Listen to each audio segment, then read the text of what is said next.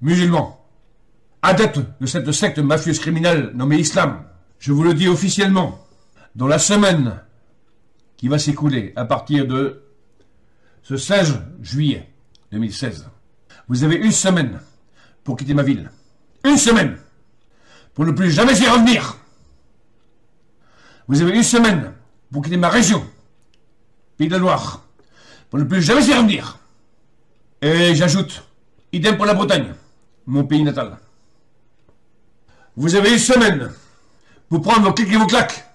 Et je vous recommande expressément de faire fissa. Marine n'est pas raciste. Moi, je suis absolument pas raciste. Ouais. Concernant les musulmans, leur alimentation halal, égorger les bêtes, c'est hors de question. Ils veulent apprendre l'arabe aux enfants, mais les enfants n'ont pas besoin de savoir l'arabe. Moi, je te dis que mes gosses n'apprendront jamais l'arabe à l'école. Si les Français se battent pas, pour nous les hommes, ça posera pas trop de problèmes. À la rigueur, on sera obligé de porter la barbe et d'aller à la mosquée. Mais vous les femmes, vous allez retourner 20 siècles en arrière. Oh purée de pommes de terre, mais c'est pas vrai ça. Président Le Gret, ça ferait quand même mal au cœur de voir Zinedine Zidane partir au Brésil, non? Non, mais il nous a dit qu'il n'était pas intéressé. À moi? Alors j'en ai rien à secouer, il peut aller où il veut. Comme Zidane, Benzema est d'origine algérienne. Benzema est un roi en Espagne, mais il est banni dans son pays. Mesdames et messieurs, Karim Benzema!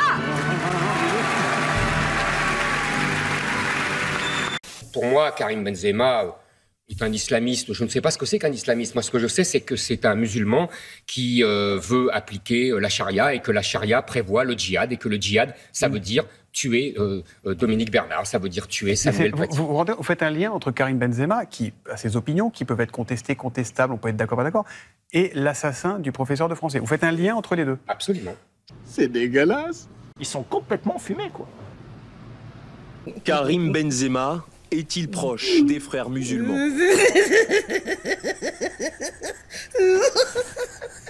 Karim Benzema est-il proche des frères musulmans?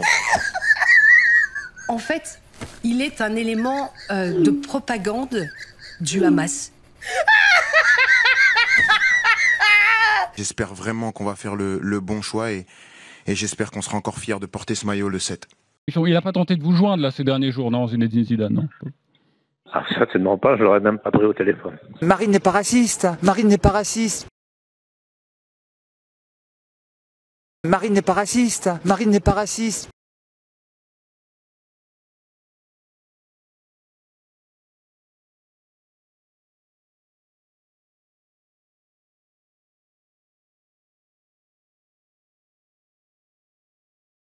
En 2015, suite aux propos de Jean-Marie Le Pen, jugés soudain inacceptables par le Front National, Marine Le Pen prononce l'exclusion de son propre père. Ils ne se sont pas reparlés depuis. C'est le moment le plus difficile de ma vie après mon accouchement. Je veux dire, jamais de ma vie, j'ai imaginé que j'allais être amené un jour à participer à un bureau exécutif qui va discuter de l'exclusion de Jean-Marie Le Pen. C'est un truc, pour moi, vous m'auriez raconté ça il y a quelques mois, je vous aurais dit, mais c'est complètement de la folie. Jeanne, au secours!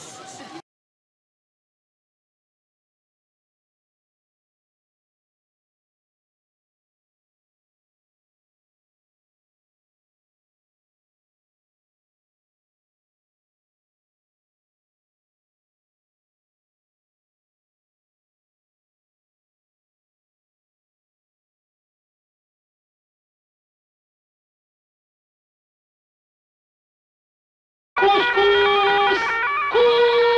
Couscous! Saupiquet, à la viande, aux légumes, au poulet. Saupiquet, le couscous! Tiens, rien à faire, c'est déjà prêt. Saupiquet, oh oui, c'est saupiquet. Qui nous fait le couscous? Le bon couscous qui nous plaît. Couscous saupiquet, autant manger gai.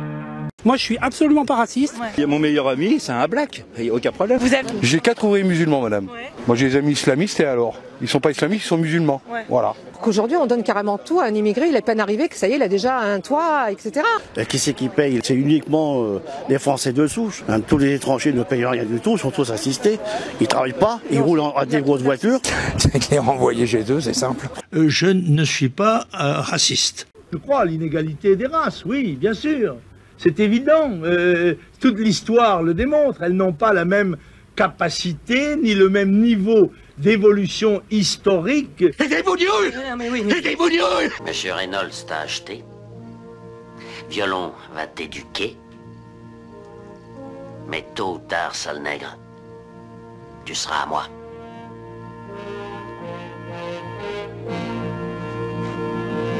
Je ne suis pas raciste. Qu'en penses-tu, Riano? C'est peut-être une hyène, Buana. Très bien, allons, Riano. Oui, Buana. Riano. Oui, Buana. Du bois pour 2 radeaux. Oui, Buana. Et je vous recommande expressément de faire fissa fissa. Oui, Buana. Parfait. Nous camperons ici, Riano. Oui, Buana. Abdullah, Kouji et repos.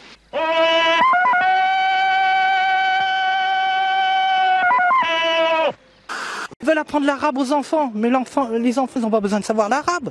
Il faut bien savoir que les mots d'origine gauloise, comme on dit, les Gaulois, il n'y en a qu'une 60aine.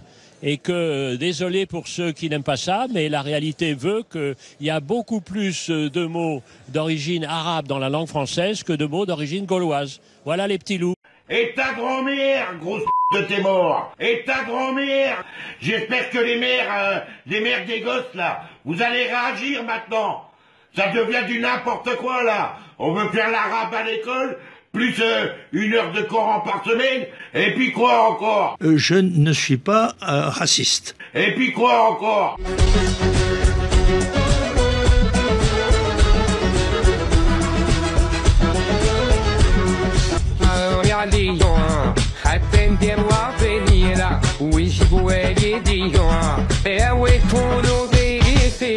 Qu'est-ce que ça veut dire de mettre des conneries pareilles, là? Où on va, là, bande de race de morts, là? Moi, je te dis qu'il n'y aura pas... Moi, je te dis que mes gosses n'apprendront jamais l'arabe à l'école.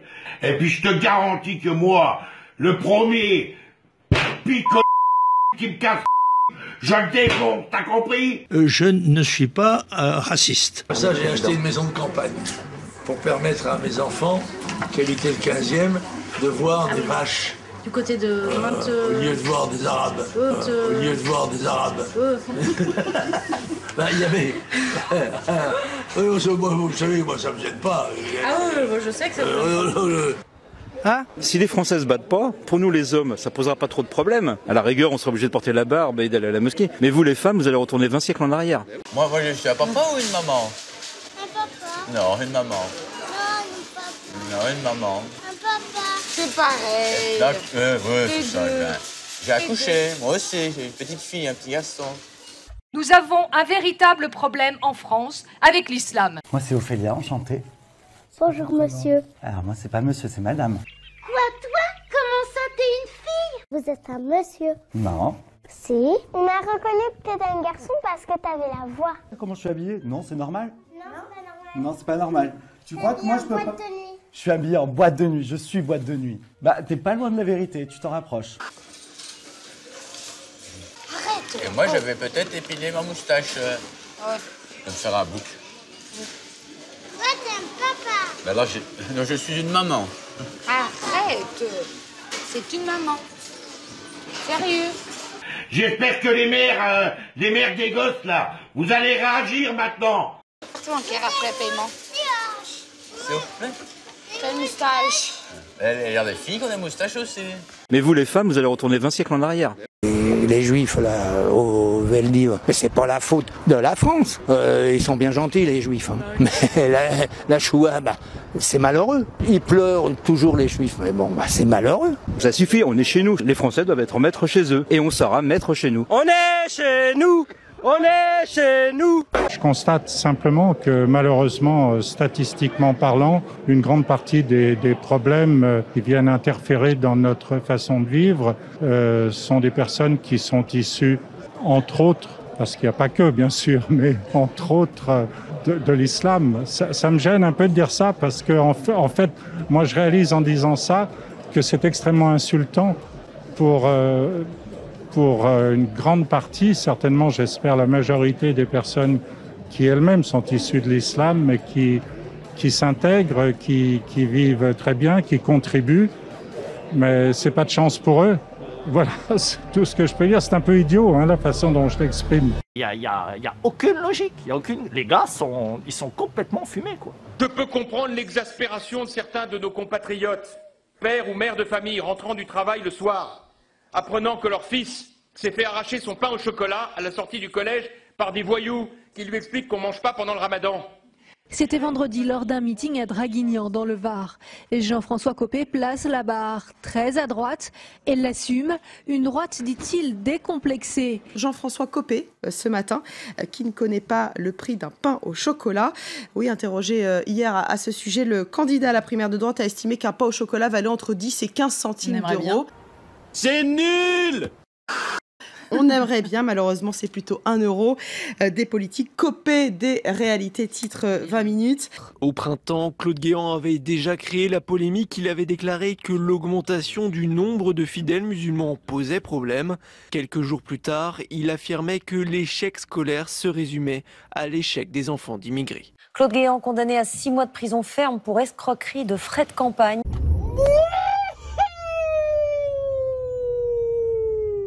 L'ancien secrétaire général de l'Élysée et ministre de l'Intérieur est également condamné à payer 30 000 euros d'amende. Là, il y avait les fêtes de l'Aïd. Il y avait beaucoup de gens qui achetaient de l'huile à frire pour le mouton. Donc ça, c'est fini. Je ne suis pas raciste. Pour les agriculteurs, notamment. Il y en a un qui se pend par jour ouvrable en France. Ils sont pillés dans leurs champs, leurs engins, l'essence. On rentre dans le ramadan. Ça va être les moutons qui vont être enlevés. Et donc, on leur enlève pas de force quand même. Non, mais si, bien sûr que si. Il y a des vols, des vols de moutons. Oui, les Français. Au lieu de parler de ça, en fait, il y a des vols partout de moutons. Bon bref. Je ne voterai jamais Marine Le Pen. Une alliance avec Marine Le Pen, clairement, c'est ce que vous nous annoncez? Avec tous ceux qui se retrouvent dans des valeurs de droite. Nous sommes dans une situation de crise majeure. Raciste! Machine est raciste! Je ne suis pas raciste. Marine n'est pas raciste. Je signale évidemment, et vous le savez bien, que la télévision française est quand même farcie de programmes qui sont conformistes ou stéréotypés, voire stupides, de chroniqueurs racistes, de présentateurs harceleurs, de journalistes ou patrons de presse qui sont partiaux, voire propagandistes, et que donc on a une matière assez impressionnante pour examiner si les chaînes de télé respectent bien leurs obligations. Je dis que Jean-Pierre Elkabbach, et je maintiens ce que je dis, porte une lourde responsabilité dans l'émergence du Front National. Je dis et je maintiens que Jean-Pierre Elkabbach a été un des journalistes politiques qui a le plus souvent invité Jean-Marie Le Pen dans les années 80. Demandez à la rédaction d'Europe 1 qui se souvient des éclats de rire dans le bureau d'Elkabbach quand il recevait Jean-Marie Le Pen. Et c'est la raison pour laquelle nous avons eu un différend lourd sur le traitement de l'extrême droite dans l'audiovisuel public. Le chapitre qui vous est consacré, Jean-Pierre Elkabbach, il y a des propos très violents qui vous sont attribués. Notamment, il explique qu'il ne voulait pas de ce débat Tapie-Le Pen et que vous lui auriez répondu « Je n'ai rien à faire de tes scrupules, trois petits points, de juif ». Vous savez où j'étais? Comment C'est ce qu'il écrit dans son livre. Vous lui auriez répondu « Je n'ai rien à faire de tes scrupules de juif ». Mais moi, j'ai l'étoile jaune. Paul, l'aigreur est toujours une mauvaise conseillère. Et je vais dire, au-delà de tout ça, amitié. Je dis que Jean-Pierre Elkabbach, et je maintiens ce que je dis, porte une lourde responsabilité dans l'émergence du Front National.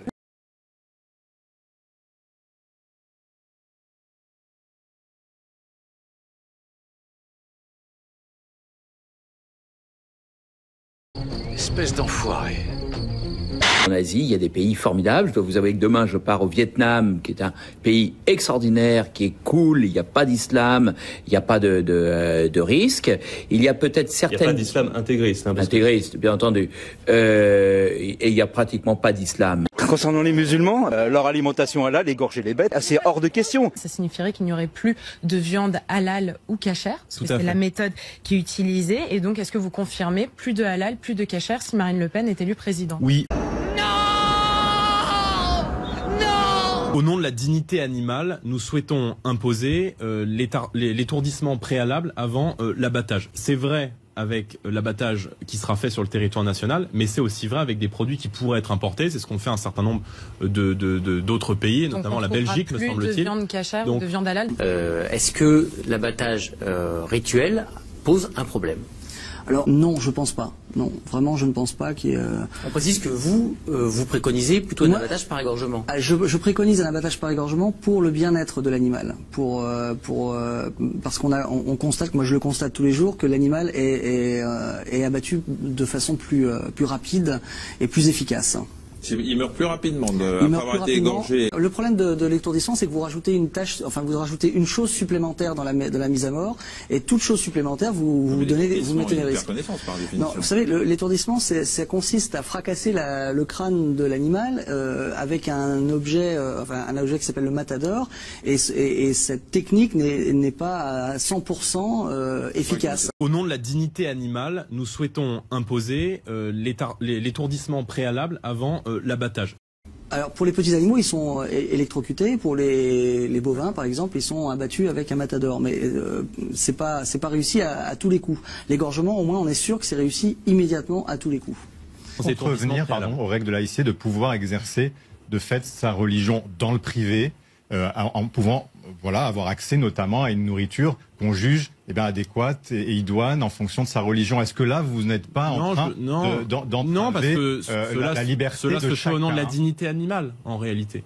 Et quand on voit effectivement des images, mais même l'importation, sur les réseaux sociaux, et même l'importation. Donc ça veut dire qu'il y a des millions de personnes qui ne pourront plus accéder, qui ne pourront plus retrouver des produits de consommation du quotidien, parce que vous estimez en fait que l'abattage ne respecte pas de viande dont, encore une fois, le bovin aurait pu être abattu sans étourdissement préalable. Donc ça veut dire que vous souhaitez, je ne sais pas comment vous faites, faire sortir de la communauté nationale toute une série de gens, qu'ils soient juifs ou musulmans, parfaitement bien intégrés, qui respectent toutes les lois françaises, mais qui souhaitent pouvoir exercer leur culte. C'est-à-dire que ces gens-là ne pourront plus exercer leur culte en France, parce que ça fait partie de leur exercice de leur religion. Ils exerceront leur culte dans leur intimité. Mesdames et messieurs, bonsoir. C'est désormais officiel, la France sera le premier pays à inscrire dans sa constitution le régime alimentaire de ses concitoyens, en imposant le véganisme et en interdisant toute consommation de viande sur tout le territoire français. Une peine de 5 ans de prison ferme et une amende de 5 000 € est prévue en cas de non-respect de la nouvelle loi. On apprend ainsi que le ministère de l'Intérieur, en collaboration avec l'armée de l'air, confirme avoir dressé plus de 500 000 faucons afin de lutter efficacement contre les réfractaires complotistes, islamo-kébabistes et antisémites. Une nouvelle, très mal accueillie par la majorité des Français, avec à leur tête un soutien de poids, un Gérard Larcher, très remonté. Concernant les musulmans, leur alimentation halal, égorger les bêtes, c'est hors de question. C'est un type qui refuse de chanter la Marseillaise quand il y a les hymnes nationaux.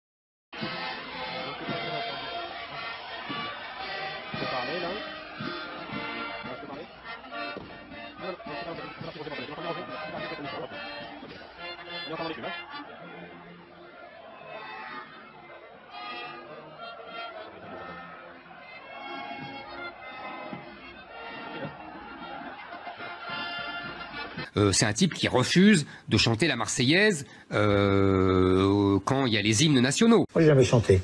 Et j'ai dit pourquoi je ne chantais pas. Parce que c'est un hymne guerrier. Moi, j'allais jouer au football. Si j'allais à la guerre, j'aurais peut-être chanté. Et jouer au football, je ne chantais pas. Ici, c'est une chaîne privée. Et quand on lit les commentaires et autres, on dit ouais, bon carrément, j'ai lu une chaîne de fachos. Bon, chaîne de fachos, il y a toutes les opinions qui sont représentées en tant que telles. Vous mettez au centre de votre vie et de la vie du monde ce conflit qui est en fait de la petite bière, qui en vérité ne concerne que 3 départements français, Israël, qui concerne des gens, des Palestiniens, un peuple qui n'existe pas, une nation qui n'existe pas. Ils auraient pu être jordaniens, d'ailleurs ils l'ont été jadis. Ils auraient pu être égyptiens, ils l'ont été jadis. En fait, ce sont des musulmans arabes, on s'en fout. Ils n'ont pas de nationalité, et vous le savez mieux que personne. Ça n'existe pas, la nation palestinienne. C'est une invention du KGB et des agents et des gauchistes français dans les années 70 et des diplomates français depuis. L'Algérie n'existe pas, c'est une invention de la France, ma chère Léa. La postérité vous maudira. Les experts de l'ATF tentent de découvrir le mobile du pyromane. Procède-t-il par vengeance ou intimidation? Ou bien a-t-on affaire à un sociopathe qui trouve satisfaction à créer un climat de peur et d'insécurité dans une ville ou dans un quartier? C'est un cafard! Obéis.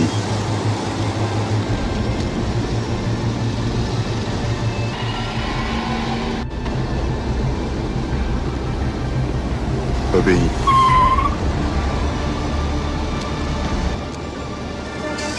Obéis.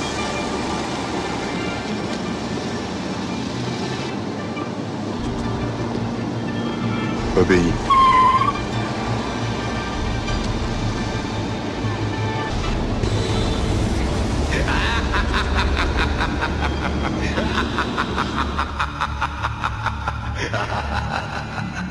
Mais comment aujourd'hui vous estimez qu'on peut faire avancer les choses?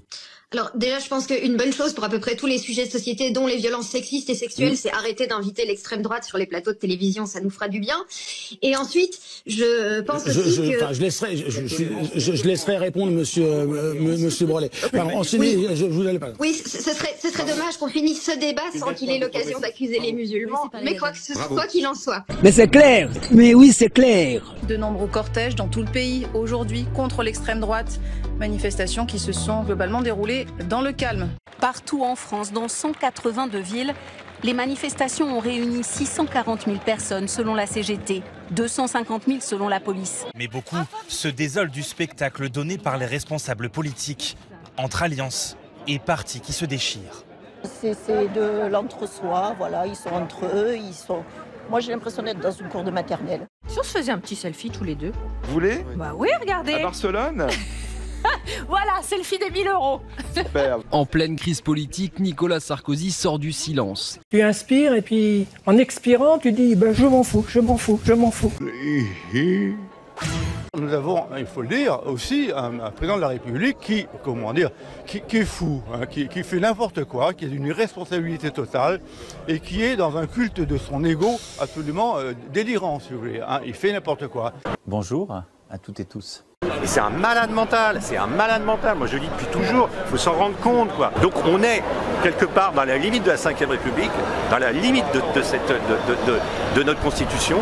Il a joué en permanence à la Constitution, il vient de la déchirer, de la couper en deux. On rentre dans une phase politique invraisemblable. Ce mec est taré. Si personne lui a dit que s'il faisait ça, il allait foutre le pays, parce que là, qu'est-ce qui se passe? On a une dette colossale qu'il a provoquée, avec un taux d'emprunt qui est en train de monter tous les jours. Donc on va se retrouver ruiné. Et à cause de qui? Il va dire c'est qui? C'est la faute à Mélenchon? Moi j'avais encore des gens qui me disaient oui mais Mélenchon machin. Mais je dis mais il n'est pas au pouvoir, ça fait 7 ans qu'il n'est pas au pouvoir. Arrêtez de tout mettre les problèmes de la France sur Mélenchon en fait. Est-ce qu'on peut encore dire que c'est la faute des Arabes? C'est hallucinant le gris qu'ils ont dans leur cervelle ces gens-là. On leur a mis ça dans la tête. Non! Le problème, c'est la Macronie. Le problème, c'est même pas lui. Le problème, c'est le libéralisme. C'est les libéraux, en fait. Macron donne 200 milliards par an aux entreprises sans contrepartie. Et il est là en train de nous faire chier pour trouver 4 milliards pour le chômage, nous faire chier pour trouver je sais pas quoi. 200 milliards sans contrepartie. Alors, tous les programmes, là, t'as Bruno Le Maire et tout ça, qui dit oui, ça va coûter tant. Mais on va aller chercher ces 200 milliards. On va peut-être continuer à en donner, mais dans des entreprises qui le méritent. Dans les petites entreprises, certainement pas chez Total ou Sanofi, hein, qui avec 1 milliard étaient capables de virer des gens. Oui, parce même que pas finalement, le problème, c'est un vaccin. Non, mais au bout d'un moment, c'est ça la réalité. Et puis, ma foi, dégageons Macron, c'est le moment, on en rêve. Vous avez du mal à finir les fins de mois? Vous avez l'impression que les riches sont de plus en plus riches et que vos emplois sont mis en danger face au grand remplacement par les machines? Pas de panique. Votez Zemmour. Et mettez toute votre frustration sur les musulmans, sans aucune honte et sans aucun risque de poursuite judiciaire. Avec Éric Zemmour, offrez-vous 5 ans de haine et de racisme décomplexé. Éric Zemmour, la solution finale. En partenariat avec CNews, BFM TV et Lucifer le prince des ténèbres. Calme! Silence! Il ne faut pas les réveiller. Il ne faut pas tout gâcher maintenant. Mais ils savent. Ils nous soupçonnent. il faut les emmener dans les escaliers venteux. Oui, les escaliers. Et ensuite, on monte les escaliers. On arrive où? Au tunnel. Et quand ils seront entrés, ils ne pourront plus ressortir. Que vous écoutiez BFM, que vous écoutiez France Info, chaîne publique, chaîne privée... C'est de la merde. Non, c'est Cloug. Oui.